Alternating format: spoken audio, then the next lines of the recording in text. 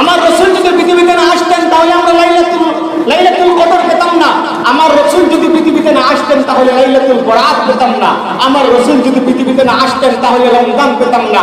আমার রাসূল যদি পৃথিবীতে না আসতেন তাহলে ঈদুল ফিতর পেতাম না। আমার রাসূল যদি পৃথিবীতে না আসতেন তাহলে ঈদুল আযহা পেতাম না। আমার রাসূল যদি পৃথিবীতে না আসতেন তাহলে ইয়াউমুল জুমআ, ইয়াউমুল ঈদ এটাও আমরা পেতাম না। আমার রাসূল যদি পৃথিবীতে না আসতেন তাহলে আমরা অন্যান্য বরকতময় দিনগুলো পেতাম না। আমরা সবগুলো বরকতময় দিন পেয়েছি, সবগুলো ঈদ পেয়েছি যেই নবীর আগমনের কারণে। সেই নবীর আগমনের দিনটাকে আমরা এজন্য মা নবী করতে, আমরা শাব্দিক করতে এই দিনটাকে সব চাইতে আমাদের কাছে সব চাইতে খুশির দিন মনে করি। এজন্য আমরা বলি ঈদ এ মিলাদুন নবী সাল্লাল্লাহু আলাইহি ওয়াসাল্লাম, ঠিক কি না? আসসালামু আলাইকুম ওয়া রাহমাতুল্লাহ। ইন্নাল হামদুলিল্লাহ والصلاة والسلام على رسول الله وعلى آله وأصحابه أجمعين. أما بعد، أعوذ بالله من الشيطان الرجيم. بسم الله الرحمن الرحيم. قل بفضل الله وبرحمته فبذلك فليفرحوا هو خير مما يجمعون. صدق الله العظيم. সম্মানিত সুধী, শুরুতেই আমরা রাসূল পাক সাল্লাল্লাহু আলাইহি ওয়াসাল্লামের উপর কয়েক মর্তবা দুরূদ পাঠ করি। সাল্লাল্লাহু আলা সাইয়্যিদিনা ওয়া মাওলানা মুহাম্মদ ওয়া আলা আলিহি ওয়া আসহাবিহি ওয়া সাল্লাম। সাল্লাল্লাহু আলা সাইয়্যিদিনা ওয়া মাওলানা মুহাম্মদ ওয়া আলা আলিহি ওয়া আসহাবিহি ওয়া সাল্লাম।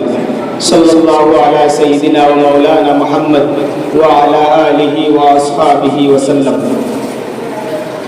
সম্মানিত হাজিরিন, আজ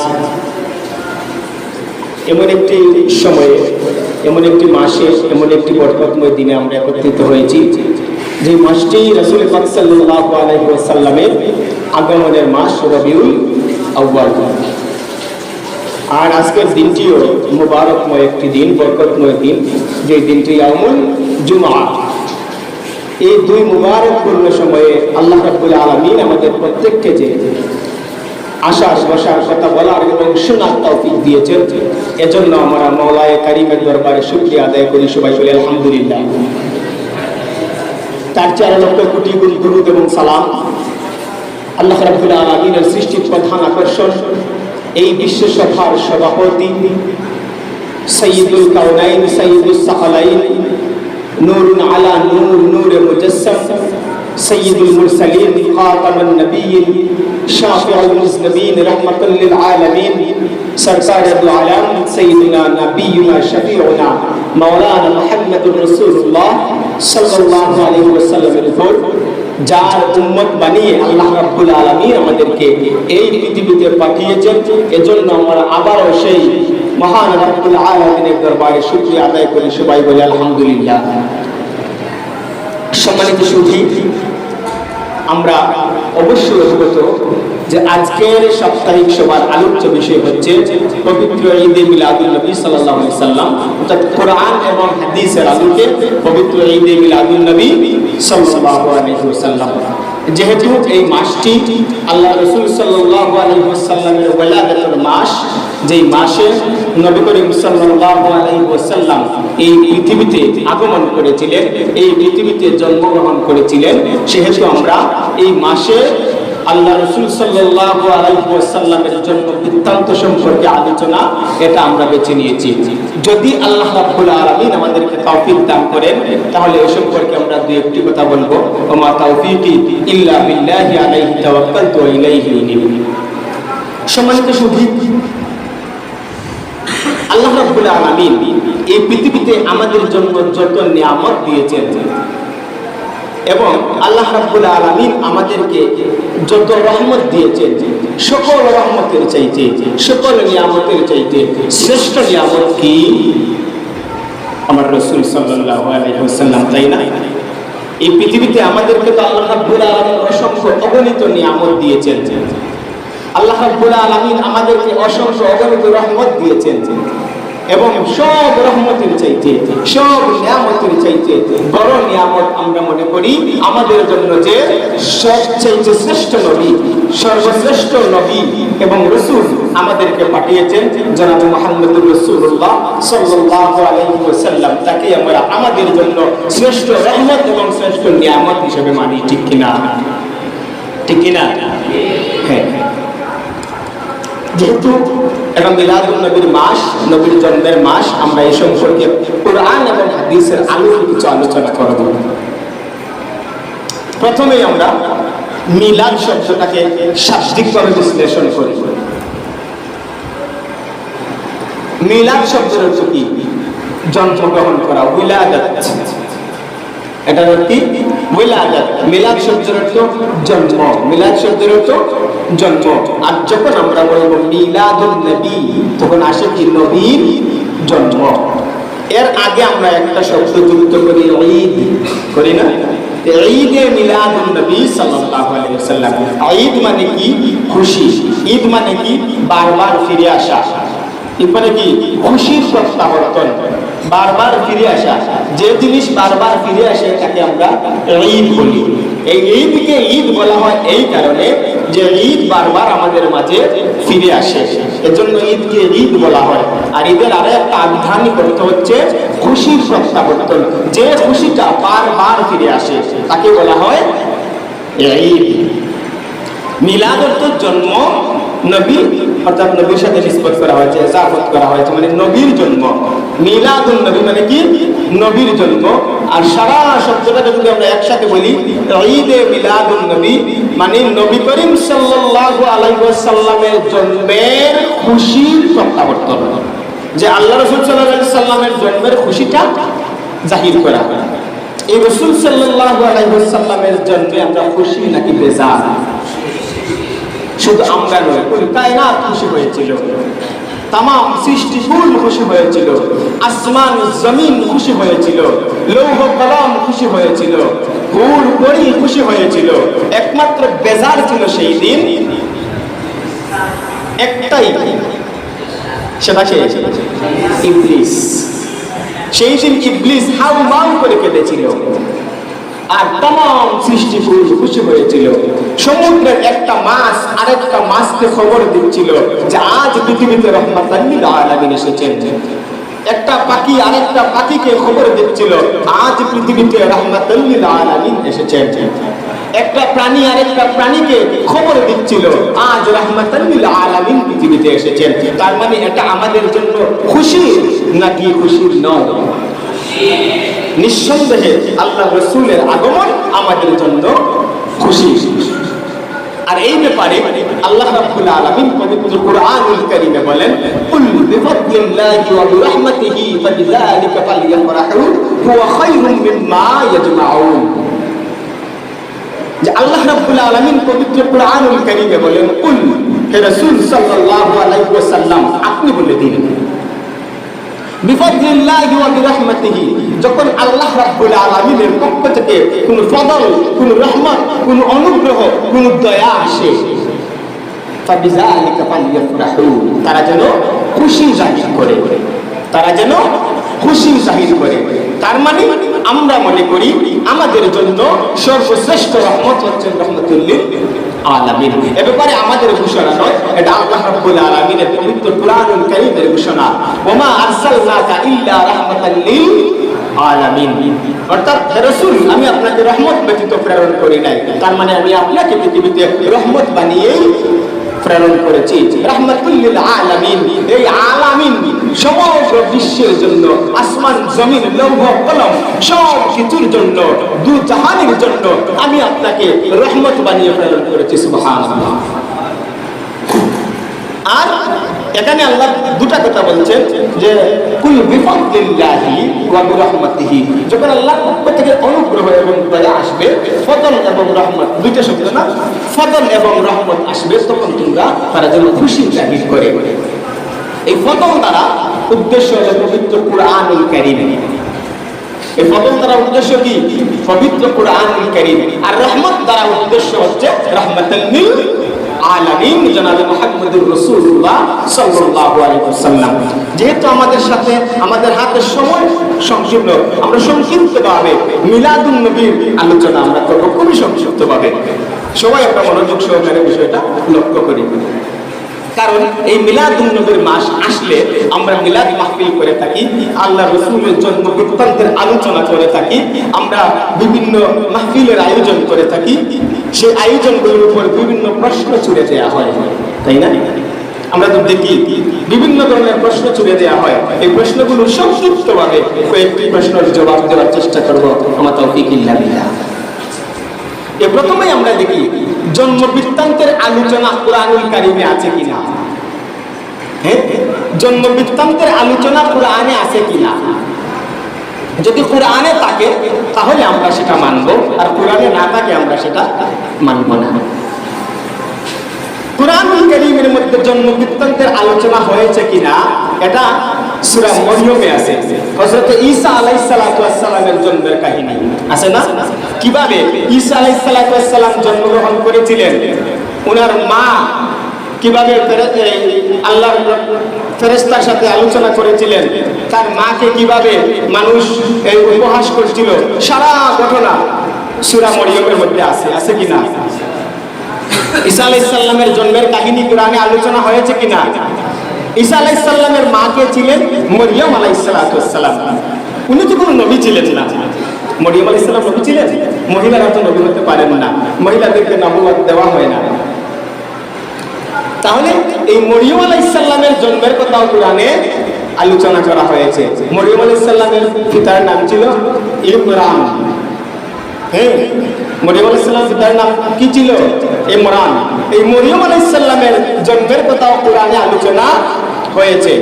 তারপর আরো একজন নবী হযরতে ইয়াহইয়া আলাইহিস সালাতু ওয়াস সালাম, ইয়াহইয়া আলাইহিস সালাতু ওয়াস সালামের জন্মের কথাও কুরআনুল কারীমে আলোচনা হয়েছে। আমি আয়াত পড়ে অনুবাদ করে আমি সময়টাকে নষ্ট করব না, কারণ এটা কুরআন দ্বারা সাবিত, এটা কুরআন দ্বারা সাবিত।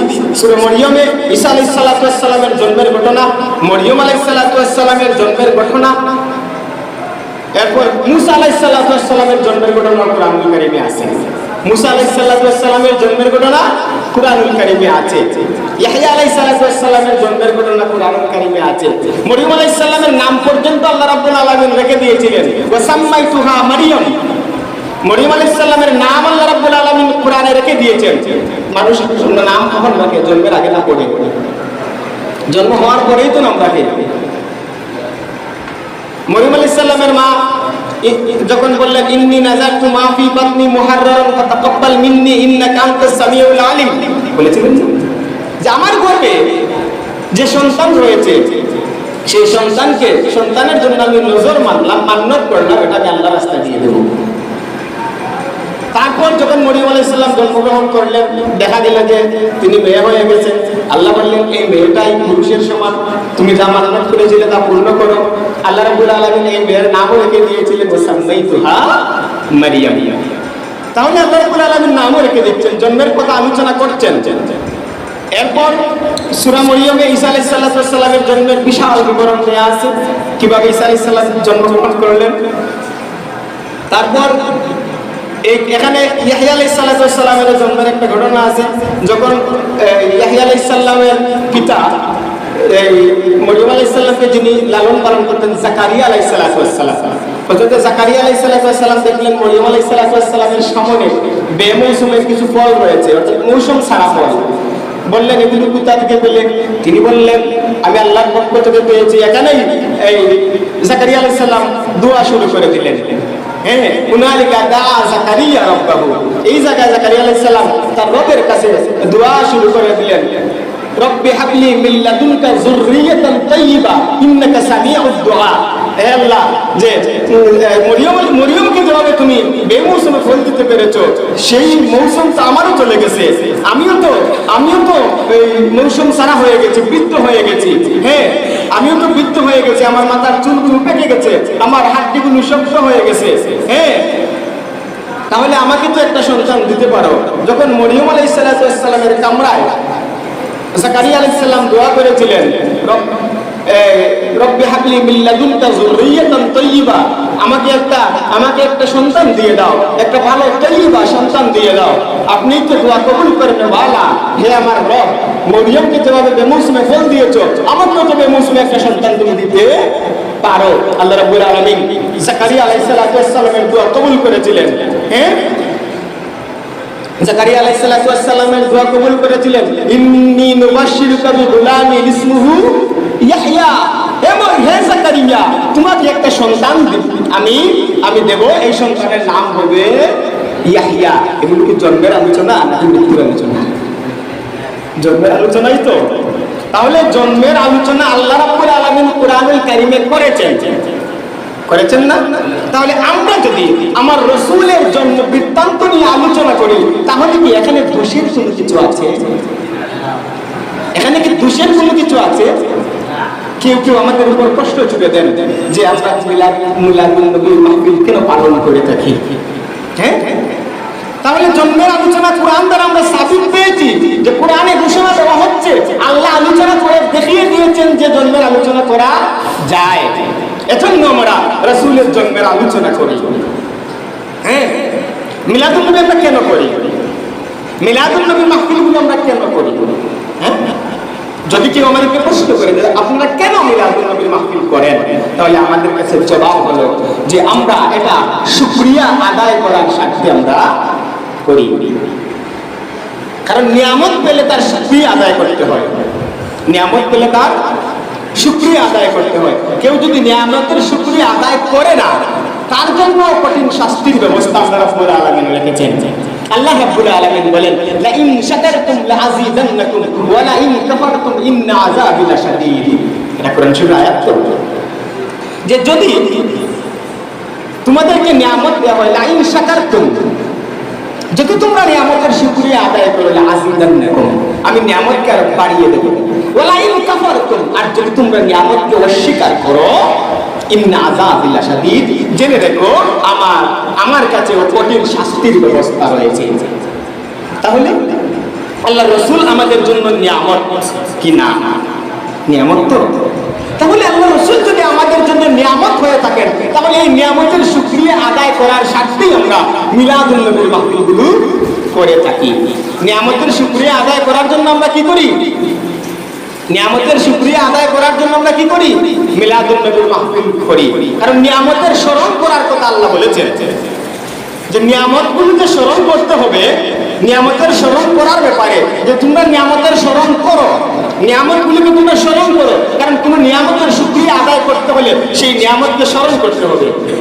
এই নিয়ামতের স্মরণ করার জন্য আল্লাহ রাব্বুল আলামিন কোরআনুল কারীমে আদেশ দিয়েছেন আমাদেরকে, ইয়া আইয়ুহাল্লাযীনা আমানু যকুরু নি'মাতাল্লাহি আলাইকুম। আল্লাহ রাব্বুল আলামিন বলেন, হে ঈমানদারগণ, তোমাদের উপর যে নিয়ামতগুলো দেওয়া হয়েছে সেই নিয়ামতগুলোকে তোমরা স্মরণ করো। আল্লাহ বলেছেন না, ইয়া আইয়ুহাল্লাযীনা আমানু যকুরু নি'মাতাল্লাহি আলাইকুম, তোমাদেরকে যে নিয়ামতগুলো দেওয়া হয়েছে সেই নিয়ামতগুলোকে তোমরা স্মরণ করো। তাহলে আমরা নির্দ্বিধায় নিঃসন্দেহে বলতে পারি আমাদের রাসূল আমাদের জন্য নিয়ামত কিনা? কথা বলো, আমাদের রাসূল আমাদের জন্য নিয়ামত কিনা? যেহেতু আমাদের রাসূল আমাদের জন্য নিয়ামত, এজন্য আমরা নিয়ামতের শুকরিয়া আদায় করার স্বার্থে আমরা মিলাদুন নবীর মাহফিলগুলো করে থাকি। সুবহানাল্লাহ। এখানে কি কোনো ভুল আছে? আমাদের উপর আরেকটা প্রশ্ন ছুড়ে দেওয়া হয় যে প্রচলিত পদ্ধতিতে মিলাদ মাহফিল করা বিদআত। দেয়া হয় না?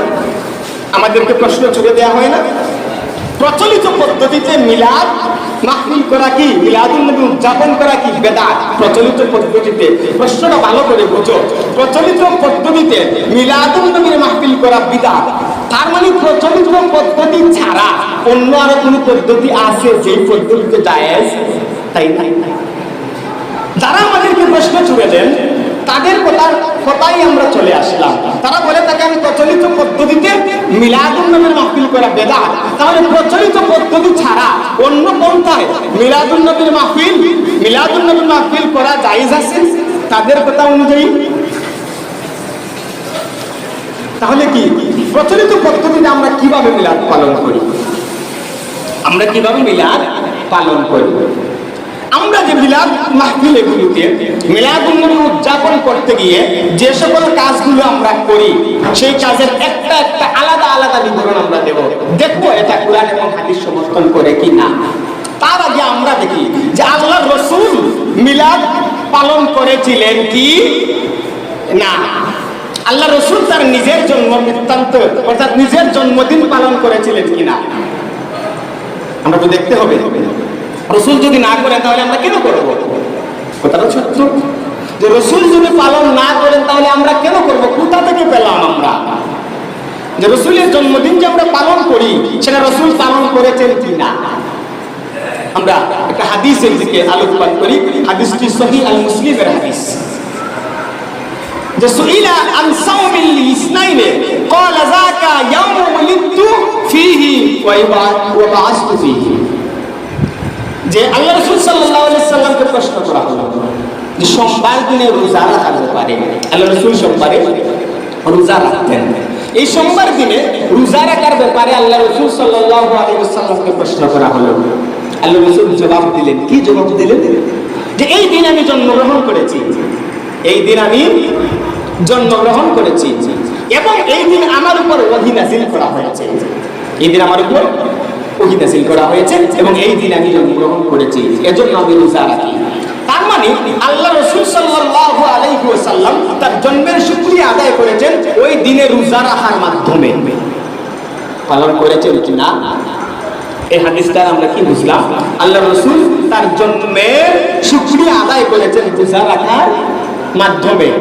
তার মানে আল্লাহ রাসূল পালন করেছেন। কাইফিয়তটা আমরা ভিন্নভাবে করি। আল্লাহ রাসূল রোজা রাখার মাধ্যমে করেছেন, আমরা অন্যান্য নেক আমলের মাধ্যমে করি। হ্যাঁ, তার মানে আল্লাহ রাসূল মিলাদুন নবী অর্থাৎ জন্মের শুকরিয়া আদায় করেছেন। এটা আল্লাহ রাসূল থেকে আমরা পেয়েছি যে আল্লাহ রাসূল করেছেন। এখন প্রশ্ন হলো, আমরা যে প্রচলিত পদ্ধতিতে মিলাদ মাহফিল আয়োজন করে থাকি, মিলাদুন নবীর মাহফিল আয়োজন করে থাকি, সেটা কুরআন এবং হাদিস কতটা সমর্থন করে? এখন আমরা মিলাদ মাহফিলে যে সকল কাজগুলো করে থাকি, মিলাদুন নবী উদযাপন করতে গিয়ে যে সকল কাজ আমরা করে থাকি, সেগুলো আমরা আলাদা আলাদাভাবে আলোচনা করি। দেখি তো এটা কুরআন এবং হাদিসের সমর্থিত নাকি সাংঘর্ষিক, দেখতে হবে তো। আমরা মিলাদে কি করি? কোরআন তেলাওয়াত করি। আমরা যে মিলাদ মাহফিলগুলো আয়োজন করি সেখানে কি করি? কোরআন তেলাওয়াত করি। আচ্ছা বলো তো, কোরআন তেলাওয়াত করা এটা কি কোনো মন্দ কাজ? হ্যাঁ, এটা কি কোনো মন্দ কাজ? মন্দ কাজ নয়। আল্লাহ রাব্বুল আলামিন কোরআন তেলাওয়াতের ব্যাপারে আমাদেরকে কত সুন্দরভাবে আদেশ করেছেন। আমরা এই মধ্যখানে একটা সপ্তাহে আলোচনা করেছিলাম কোরআনের ফজিলত, কোরআনের অলৌকিকত্ব। হ্যাঁ, যে কোরআন শরীফ একটা হরফ তেলাওয়াত করলে 10টা নেকি পাওয়া যায়। একটা হরফ কোরআন থেকে একটা হরফ তেলাওয়াত করলে 10টা নেকি পাওয়া যায়। পাওয়া যায় না?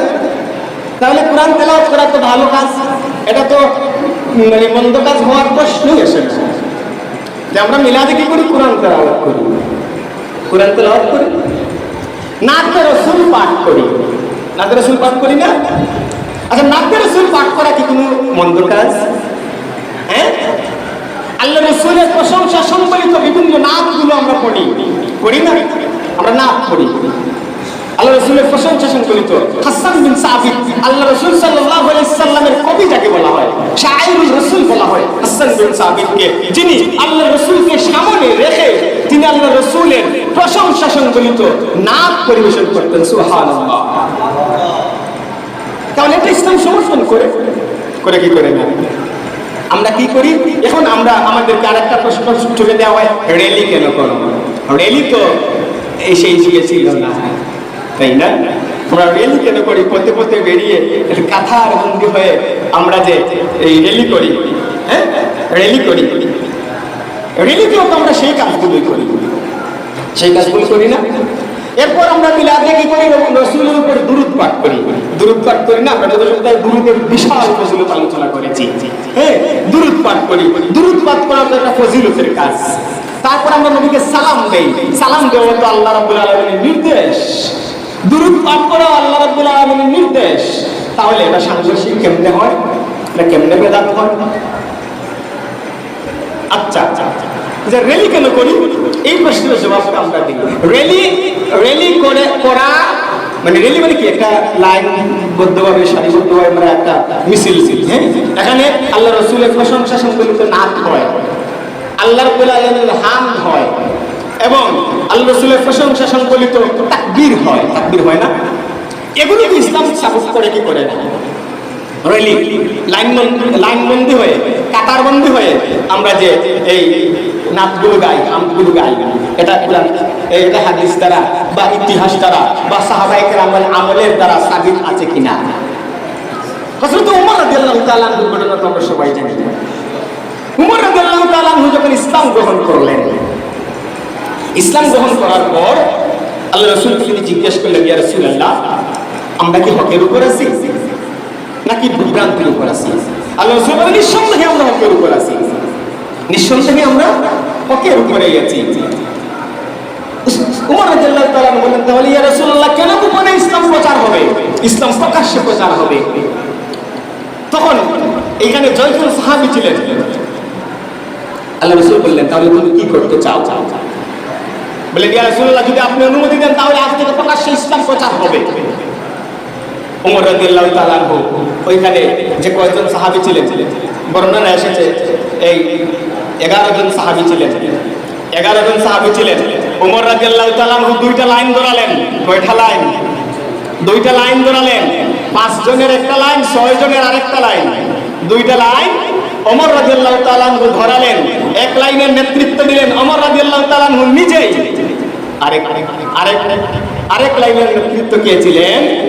আল্লাহ রাসূল। এই দুই লাইনে লাইন বন্দী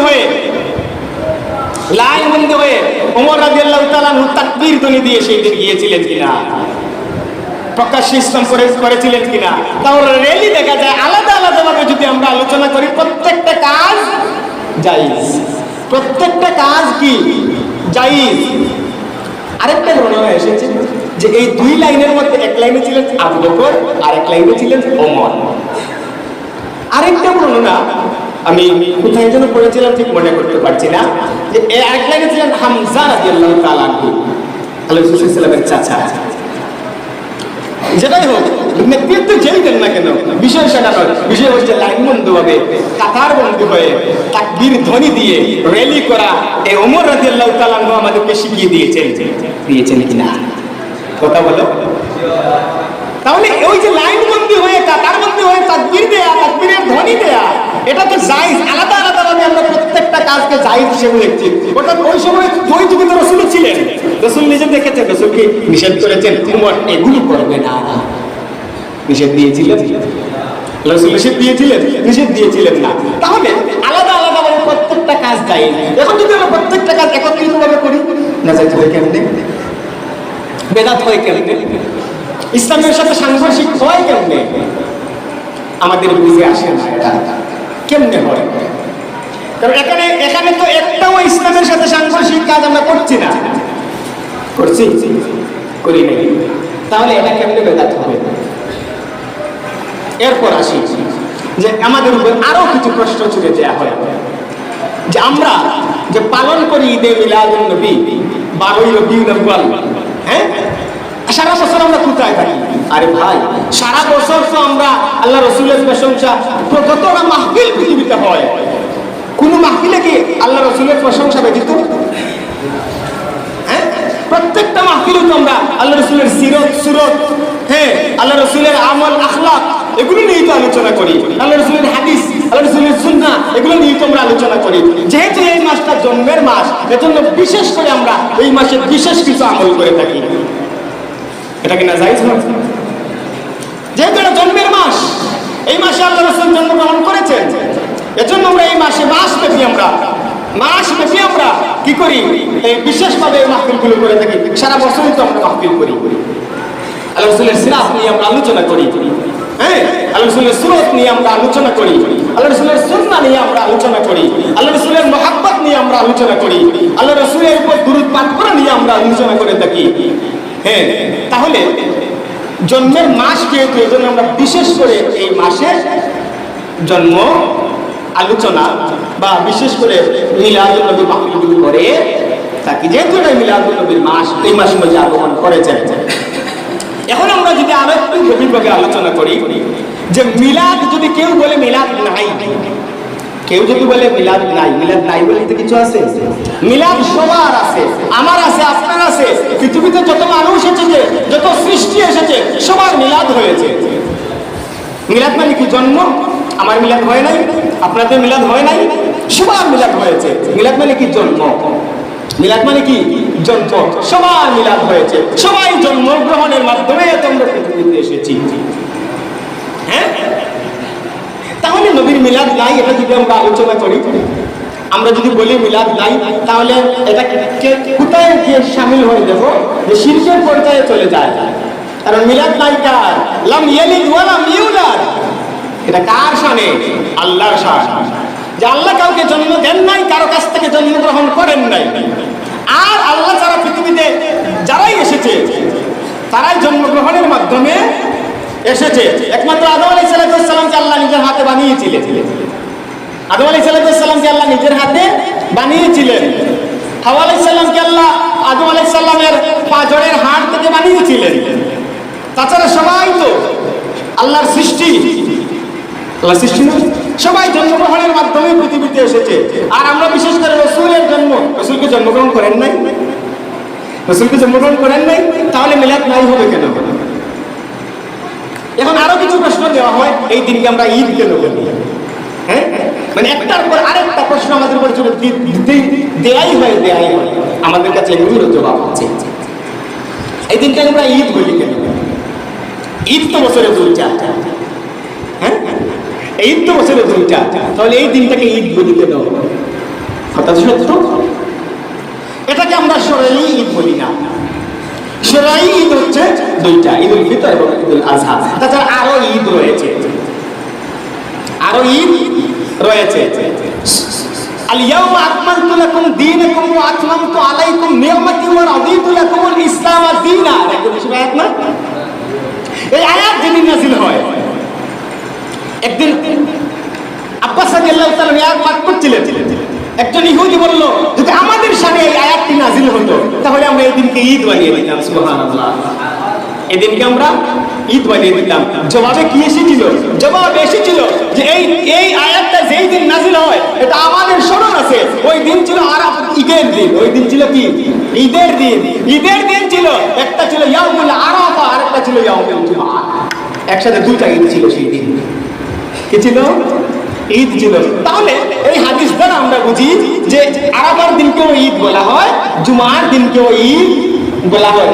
এটা কি? লাগাবি করতে, মানবী করতে, মানে শাস্তিক করতে, এগুলোকে ঈদ বলা হয়। এগুলোকে কি বলা হয়? ঈদ বলা হয়। তাহলে আমরা এটা শরঈ অর্থে ঈদ বলি না, যে ঈদে মিলাদুন নবী মানে নবীর জন্মে আমরা খুশি, শাস্তি করতে আমরা এই ব্যবহার করে থাকি। যেহেতু জুমার দিনে ঈদ, আল্লাহ রাসূল সাল্লাল্লাহু আলাইহি ওয়াসাল্লাম বলেছেন, যায়িনু আয়াদাকুম, যায়িনু আয়াদাকুম, ঈদগুলোকে তোমরা পরিপূর্ণ করো। যায়িনু আয়াদাকুম। আচ্ছা, আরবিতে সিগা কয়টা? তিনটা। সিগা জানো না তোমরা? ওয়াহিদ, তাসনিয়া, জামা, তিনটা না? হ্যাঁ, তাহলে ওয়াহিদের জন্য এক বচন, তাসনিয়ার জন্য দ্বিবচন, আর জামার জন্য বহু বচন। তিনটা সিগা ব্যবহার করা যায়। এখানে আয়াদাকুম, এটা কি তাসনিয়ার সিগা নাকি জামার সিগা? ঈদুন ঈদানে আয়াদুন, ঈদুন ঈদানে আয়াদুন। তাহলে দুটা ঈদের বর্ণনা যদি আসতো, আল্লাহ রাসূল সাল্লাল্লাহু আলাইহি ওয়াসাল্লাম বলতেন যায়িনু আয়াদানে, দুটা ঈদ পরিপূর্ণ করো। একটা ঈদ যদি হতো যায়িনু ঈদুন বলতেন। যেহেতু আল্লাহ রাসূল বলেছেন আয়াদুন, তার মানে দুইয়ের অধিক, তাই না? যায়িনু আয়াদাকুম, দুইয়ের অধিক তোমাদের ঈদগুলোকে, তার মানে দুইয়ের অধিক ঈদ আছে। আর এই হাদিস থেকে আমরা বললাম যে আল ইয়াউমা আকমালতু লাকুম, এই কোরআনের আয়াত যখন নাযিল হয়েছিল, এই দিন ছিল কি? আরাফার দিন। আরাফার দিনটাকে ঈদের দিন বলা হয়েছে।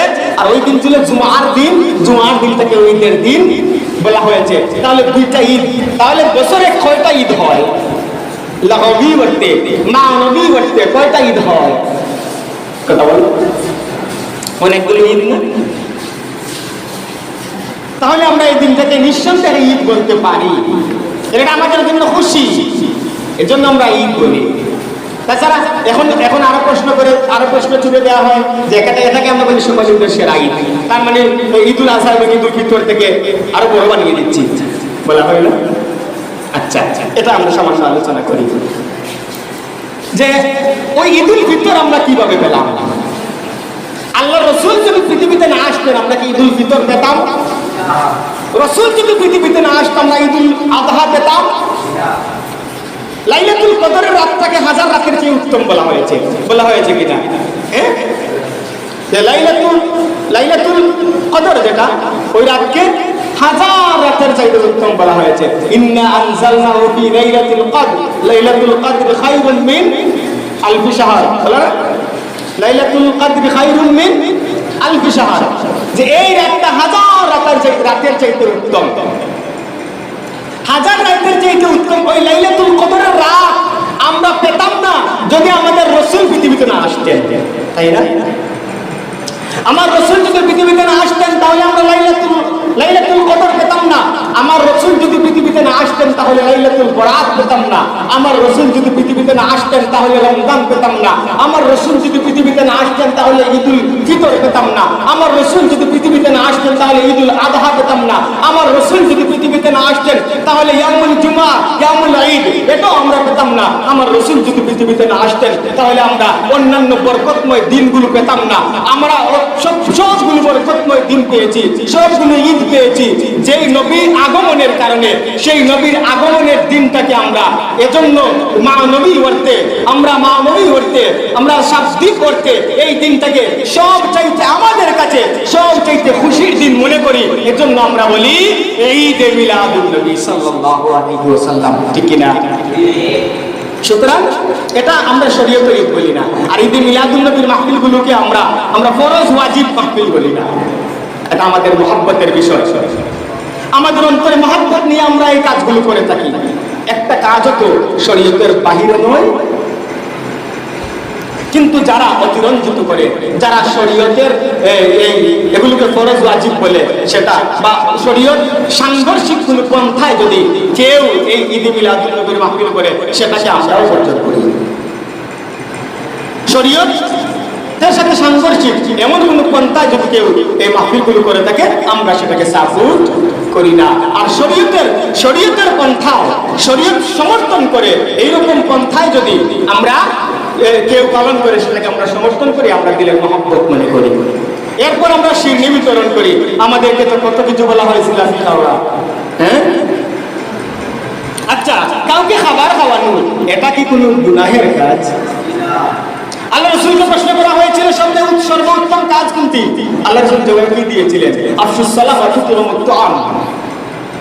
আফশুস সালাম ওয়া তুতিমুত তুআম, তোমরা সালামের প্রচলন করো এবং মানুষকে খাওয়াও। তাহলে মানুষকে খাওয়ানি এটা কি গুনাহের কাজ? এটা কি ইসলামের সাথে সাংঘর্ষিক কোনো কাজ? আমরা মানুষকে খাওয়াই। এটা জিলাপি হোক, এটা কি হারাম? জিলাপি কি হারাম? তাহলে সবাই খায়, হ্যাঁ খায় না? যারা বলে তারাও তো খায়, হ্যাঁ? এটা ভালো জিনিস আমরা খাওয়াচ্ছি। জিলাপি হোক, শুধু যে জিলাপি হয় তা তো নয়, বিভিন্ন ধরনের শিবজির আয়োজন করা হয়, তারপরে মুখের আয়োজন করা হয়। তুতিমুত তুআম, আল্লাহ রাসূল বলেছেন এটা ভালো কাজ, মানুষকে খাবার খাওয়াও, এটা ভালো কাজ, এজন্য আমরা খাবার খাওয়াই। এটা একটা জিলাপি হোক, একটা চকলেটই হোক, হ্যাঁ এটা তো খাদ্য না, তাহলে এটা কি নাজায়েজ খাদ্য? নাজায়েজ খাদ্য নয়। তাহলে কেন আমরা এই নিয়ে বিতর্কের সৃষ্টি করি? আল্লাহ রাব্বুল আলামিন আমাদের প্রত্যেককে যেন বুঝার তৌফিক দান করেন। আমরা যা কিছু আলোচনা করলাম সব কিছুর উপর যেন আল্লাহ রাব্বুল আলামিন আমাদেরকে অটল থাকার তৌফিক দান করেন। সবাই বলি আমিন। ওয়া আখিরু দাওয়ানা আলহামদুলিল্লাহি রাব্বিল আলামিন। আসসালামু আলাইকুম ওয়া রাহমাতুল্লাহি ওয়া বারাকাতুহু।